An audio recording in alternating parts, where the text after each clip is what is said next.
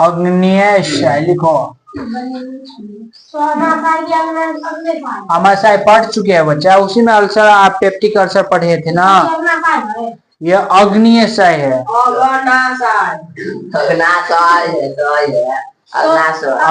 अग्नाशय लिखा गया। अग्न्येय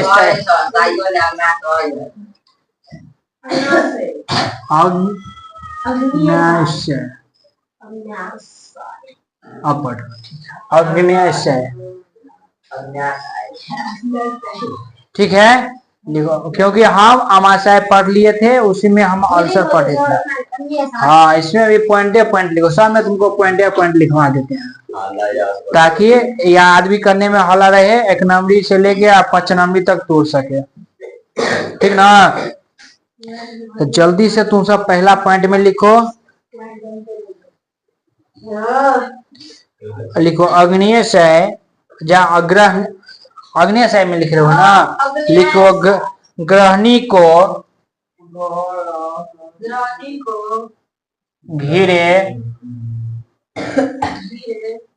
ग्रहणी को घिरे पीले रंग,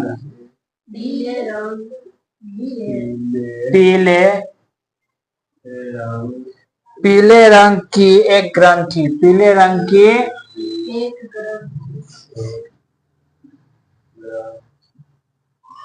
ग्रंथि, ग्रहणी को घिरे पीले रंग की एक ग्रंथि होती है जिसे हम अग्न्येय कहते हैं। ग्रंथि होती है, ग्रहणी को घिरे पीले रंग की एक ग्रंथि होती है जिसे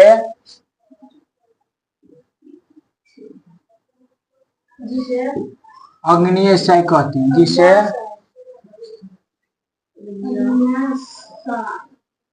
अग्न्येय कहते हैं। कहेगा अग्न्येय किससे घिरा होता है? अगर हमसे पूछ दे कि अग्न्येय किससे घिरा होता है तो क्या कहेंगे? ग्रहणी से। कैसा रंग होता है? पीला। पीला रंग, पीला। अग्न्येय का रंग कैसा होता है? ये किससे घिरा होता है?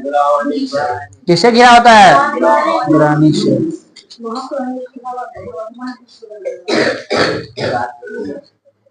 लिखो एक के बाद लिखो अग्न्येय में, अग्न्येय में अनेक छोटी छोटी नालिकाएं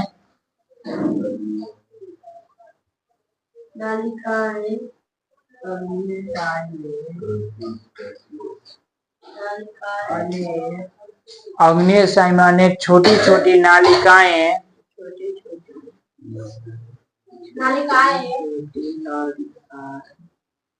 छोटी छोटी से बढ़िया पतली पतली लगी तो ठीक रहा।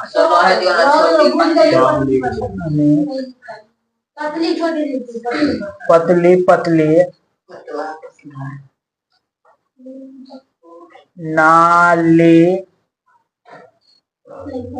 नालिकाएं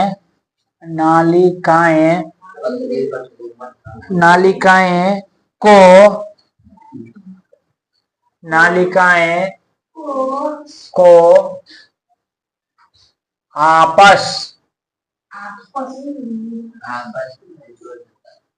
आपस में जुड़कर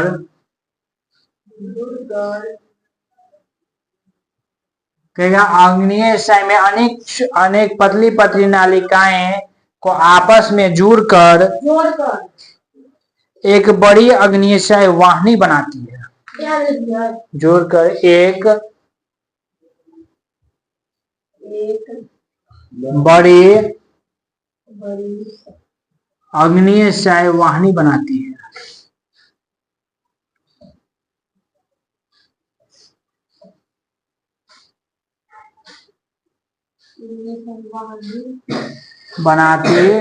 देखो अगर एक है अग्न्येय है, अब बहुत से यहाँ छोटी छोटी नालिकाएं गया, ठीक है।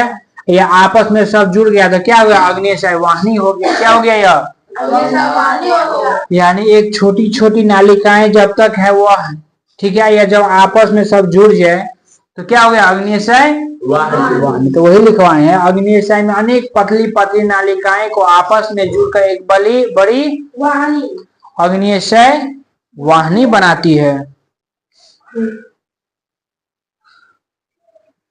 ठीक है ना। आई के बाद लिखिए आगे, अग्न्यशय रस में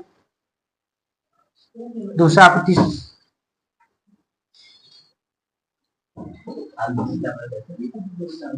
अग्न्यशय रस में, अग्न्यशय रस में क्या सब पाया जाता है, कहेंगे हम ट्रिप्स।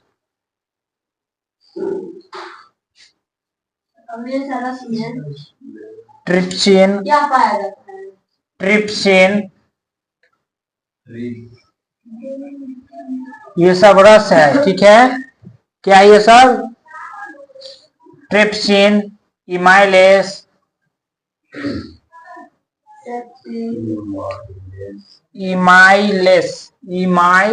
ये छूट गया है बीच में, इमाइलेस, ठीक है, लाइपेस,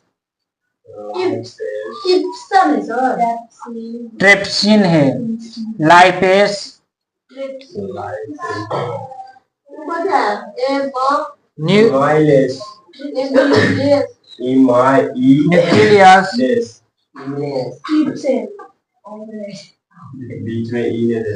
न्यूक्लियस, न्यूक्लियस नामक एंजाइम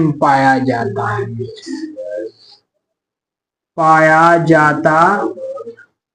पूछेगा छोटी आंत में कौन कौन से एंजाइम पाए जाते हैं, छोटी आंत में एंजाइम पाई जाती है। पूछेगी छोटी आंत में कौन कौन से एंजाइम पाया जाता है, पढ़ो एक बार, न्यूक्लियस नामक एंजाइम पाई जाती है। अरे पूरा पढ़ो ना जी, तो न्यूक्लियस,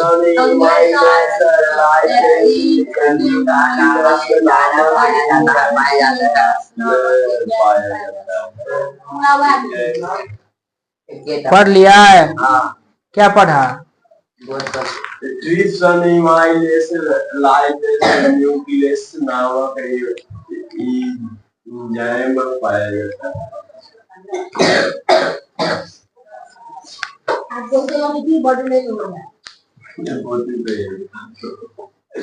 पढ़ो तो जी, पढ़ो ना जी, ट्रिप्सिन, इमाइलेस, पाइलेस, न्यूक्लियस नामक एंजाइम पाया जाता है।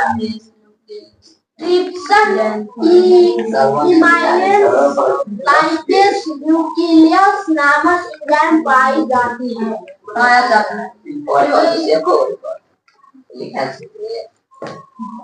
हो गया, पढ़ लिए। खुशबू पढ़ो तो,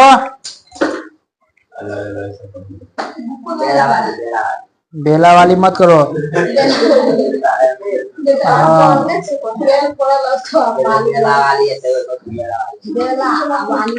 ओदी क्या है तुम अभी,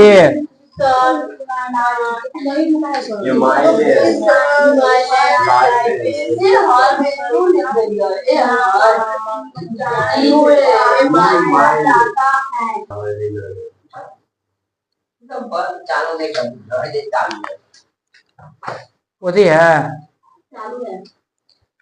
आप कहेगा किसी को डायबिटीज नाम सुना है, डायबिटीज, चीनी बीमारी को ही डायबिटीज कहते हैं, नहीं समझा। तो कहेगा डायबिटीज में कौन सा अंग प्रभावित होता है, डायबिटीज,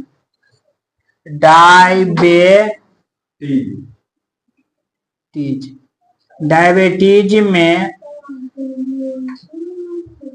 अंग प्रभावित कहेगा डायबिटीज में कौन सा अंग प्रभावित होता है, तो हम क्या कहेंगे, डायबिटीज में कौन सा अंग प्रभावित होता है? प्रभावित होता है तो हम कहेंगे अग्न्येय यानी पेनक्रियाज। कौन होता है?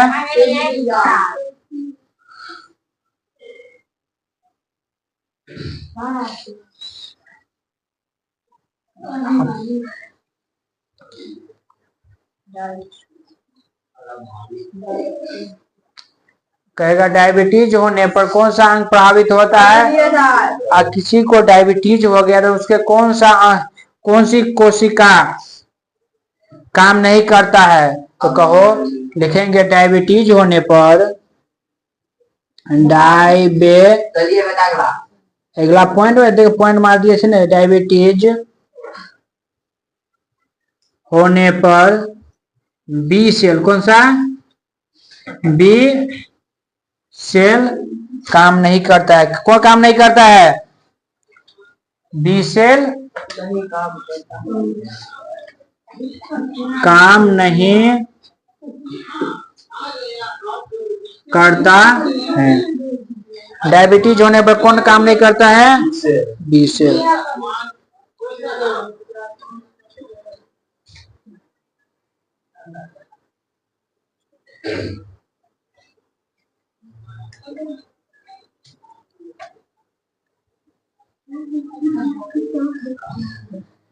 भोगल, यहाँ तक हम पढ़ लिए आमाशय। क्या पढ़ लिए? अब छोटा सा एक और छोड़ा गया है बड़ी आंत। ठीक है, तब पाचन तंत्र यहाँ के सबटा खत्म हो जाता। अब पाचन तंत्र खत्म होते यहाँ के बायोलॉजी के आधा चैप्टर भी खत्म हो जाता। इतना उस दिन से अभी जब पहले से लिखवाए हैं सो अभी तक में बी सेल। इससे सेल मतलब होता है कोशिका। सेल को कहते हैं कोशिका। क्या कहते हैं?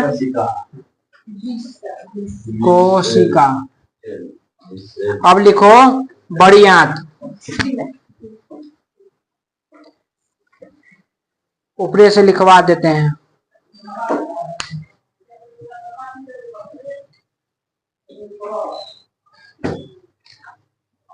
Black city. रुको इसको। बड़ी आंत। क्या? तो हम कहेंगे बड़ी आंत में कि छोटी आंत आहार नाल के अगले भाग को बड़ी आंत में खुलती है। यानी छोटी आंत जहाँ खत्म होती है उसके बाद जो कौन सी आंत? बड़ी आंत हो जाती है। छोटी आंत आहार नाल के अगले भाग को लिखो छोटी आंत। छोटी आंत आहार नाल के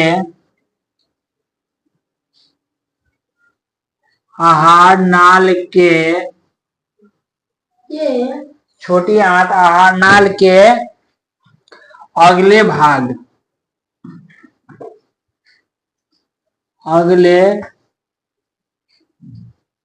भाग को बड़ी आंत में खुलती है। छोटी आंत के आहार नाल के अगला भाग कौन है? अगले भाग बड़ी है, बड़ी आंत कहलाती है। अगले भाग को लिए लिखे दी होता को बड़ी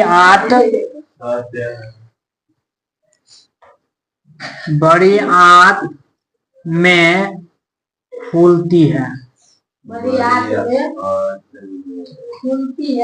छोटी आंत आहार नाल के अगले भाग को बड़ी आंत में खुलती है। यानी छोटी आंत जहां लास्ट किया उससे आगे बड़ी आंत स्टार्ट हो जाता है।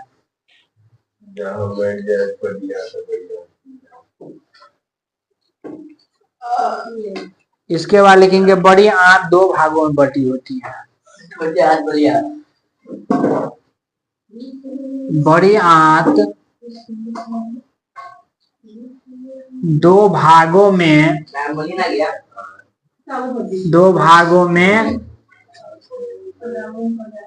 बटी होती है। पूछे है कि बड़ी आंत कितने भागों में बटी होती है? बड़ी आंत कितने भागों में बटी होती है? दो भाग में कौन कौन? तो पहला भाग को कहेंगे कोलन, दूसरा भाग को मलाशय। पहला भाग को कोलन, क्या कहेंगे? कोलन। पहला भाग को कोलन, दूसरा भाग को मलाशय, क्या कहेंगे?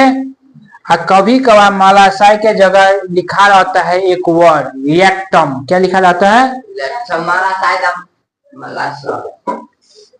रिएक्टम। कहीं भी अगर रिएक्टम लिखा रहे तो उसके अर्थ समझेंगे हम मलाशय। क्या आप सुनो, देखो इधर, मान के चलो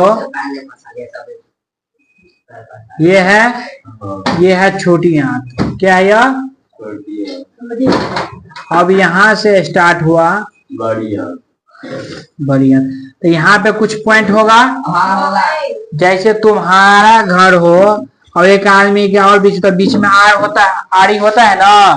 तो बताओ यहीं पे छोटी आंत है और इधर से बड़ी आंत स्टार्ट हुआ, तो छोटी आंत और बड़ी आंत के बीच में ऐसा कौन सा पॉइंट है? आज जैसे दो घर के बीच में या दो जमीन के बीच में एक आड़ी होती है ना, सीमाना, तो उसी प्रकार छोटी आंत और बड़ी आंत के बीच में भी एक सीमाना है। तो वहां से कहते उधर छोटी आंत है, इधर वहां से इधर, उस सीमाना को क्या कहते हैं हम? सिक्कम। क्या कहते हैं? तो देखो बड़ी आंत एवं छोटी आंत जहां जुड़ती है उसे सिक्कम कहते हैं। बड़ी आंत इसे क्या कहते हैं? सिक्कम। बड़ी आंत एवं छोटी आंत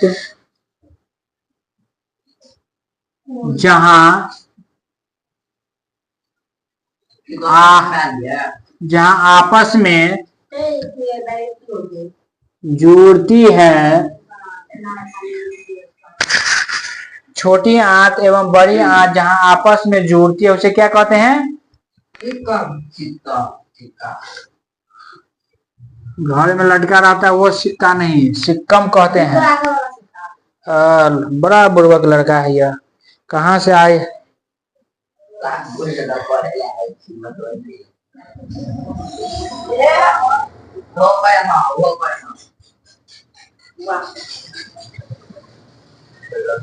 आप सुनो, आप लिखेंगे हम सिक्कम के शीर्ष पर एक उंगली जैसी रचना होती है। क्या होती है? क्या यहाँ पे आपस में जुड़ती है उसे सिक्कम कहते हैं। सिक्कम के शीर्ष पर एक उंगली जैसी रचना होती है। सिक्कम के शीर्ष पर एक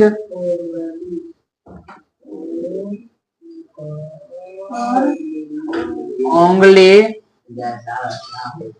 जैसी रचना होती है।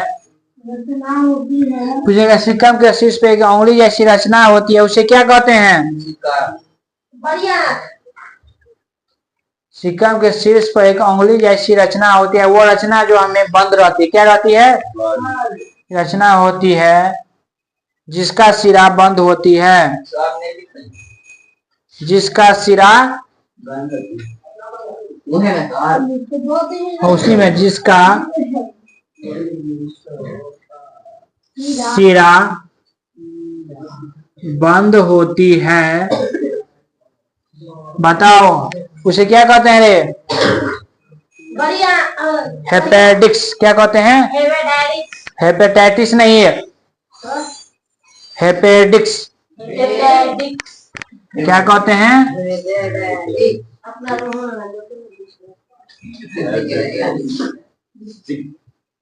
एपेडिक्स। क्या कहते हैं? क्या कहते हैं? एपेडिक्स। कहेगा कि मनुष्य में पूछ दे कि मनुष्य के आहार नाल में अपेंडिक्स का कोई कार्य है? नहीं। कहेंगे कोई कार्य नहीं, तो जब कोई कार्य है नहीं तो रहता काहे है यह? शरीर में सब काम करता है। लिखो, कह दे कि मनुष्य के आहार नाल में अपेंडिक्स का कोई कार्य नहीं है, तो यह रहता क्यों है? दिखाने के सुपर के हाँ अपेंडिक्स, हाँ यह कहेंगे कोई कार्य नहीं करता। ये अलग है ना। और लिखो, लिख ना लिखाऊंगा सो बाद में ये चल रहा है। लिखेंगे अपेंडिक्स एक अफसोसी अंग है। क्या है यह? तीन अपेंडिक्स एक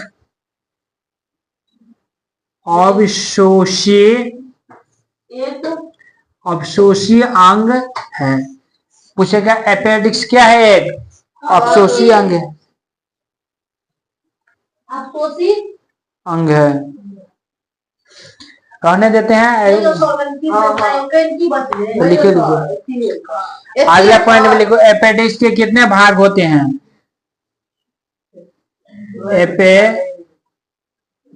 अपेंडिक्स के 3 भाग होते हैं। कितने भाग होते हैं? अपेंडिक्स के कितने भाग होते हैं? 3 भाग होते हैं।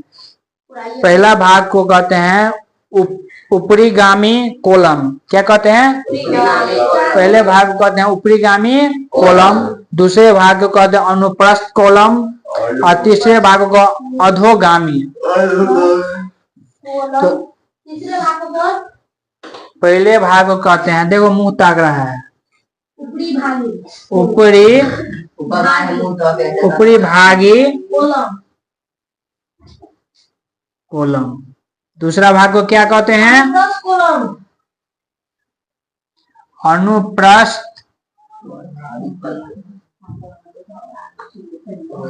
कोलम। तीसरे भाग को क्या कहते हैं? अधिगामी। क्या कहते हैं? अधिगामी।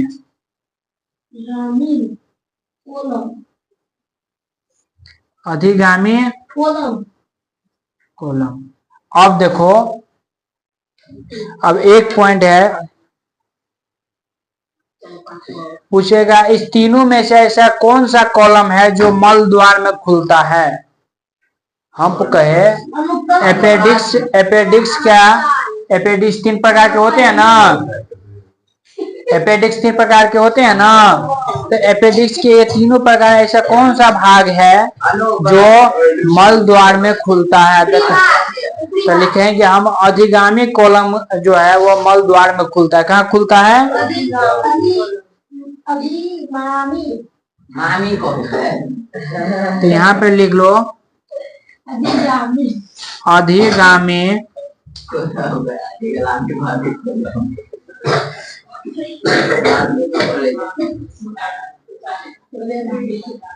अधिगामी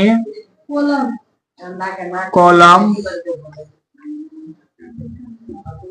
मल द्वार में खुलता है।